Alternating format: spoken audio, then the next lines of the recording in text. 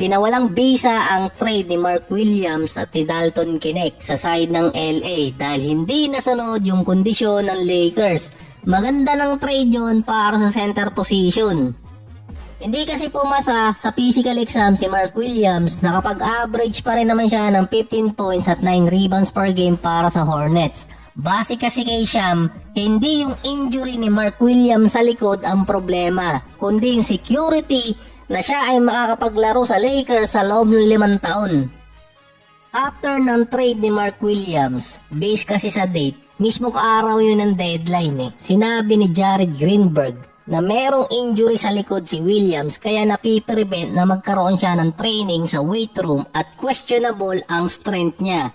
Humingi pa ng sorry dun si Greenberg sa report na sinabi niyang inaccurate yung binigay sa kanya ng insider. Pero bukod doon, mukhang may nakita pang red flag yung Lakers para i-void yung trade.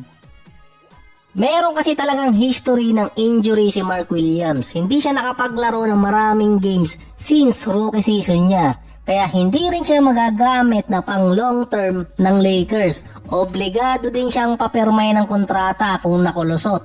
Ang may call na i-void yung trade na to kay Mark Williams ay si Rob Pelinka. Binalikan ng mga fans ang Hornets na sinubukan ng team na mag-trade ng player na damage good na. Halos parehas kasi sila ng injury ni Lamelo sa may paa. Nalilimitahan ang games nila sa regular season. Kahit nung nilagay si Williams sa G-League na injured pa rin yung paa niya. Kung napaaga siguro yung trade kay Anthony Davis, baka nahabol pa ng LA si Nick Richards.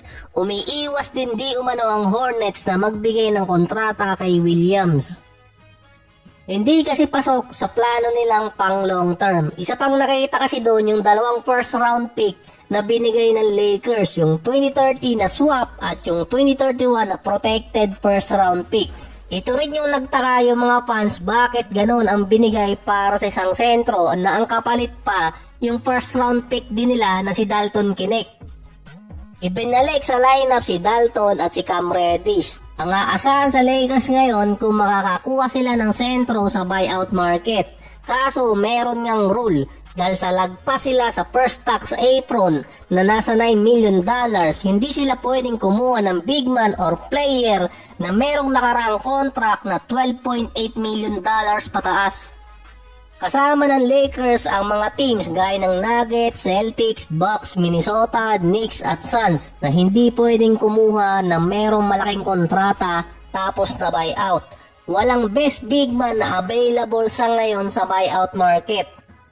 Ang binabanggit nila doon, si Daniel Theis, kaso 6'8 yun, undersize pa rin. Isinama si PJ Tucker sa listahan na pwedeng ilagay na sentro. Pero sa ngayon, ang pinaka-best available big man na makukuha ng LA si Mo Bamba. Or kaya kung i-buyout ng Raptor si Chris Boucher. Yun nga lang, si Chris Boucher tinitingnan kung mababuyout siya sa Nuggets siya pupunta. Kung sakali namang merong sentro na magiging available na nasa $12 million pataas ang kontrata na pwedeng makuha ng Lakers doon, ang pwede nilang gawin magbitaw ng player na aabot ng $9 million yung contract. Kung sakaling merong makuha ang Lakers na sentro pa rin, kailangan pa rin nila magbitaw ng isang player sa kanilang lineup. So safe pa rin dito si Bronny, hindi siya magagalaw. Either bitawan si Cam Reddish or si Christian Wood dahil 15 players na sila sa main roster. Kung hindi naman makakakuha, baka magamit na si Musselman. Nakalimutan ko ulit yung pangalan nun. Saka si Kuloko. Meron pa naman silang big man dun. Nahihinaan pa yata kayo sa Lakers na meron Jackson Hayes. Pwede kasing malusutan ng Lakers yung restriction. Meron kasi silang isang big man, si Maxi Kleber, yung kasama ni Lucas sa trade. Ito nga tinanggap kahit merong injury. Based kasi dun sa report, 8 weeks pa or 2 buwan bago siya ma-reevaluate kung kailan siya pwede maglaro.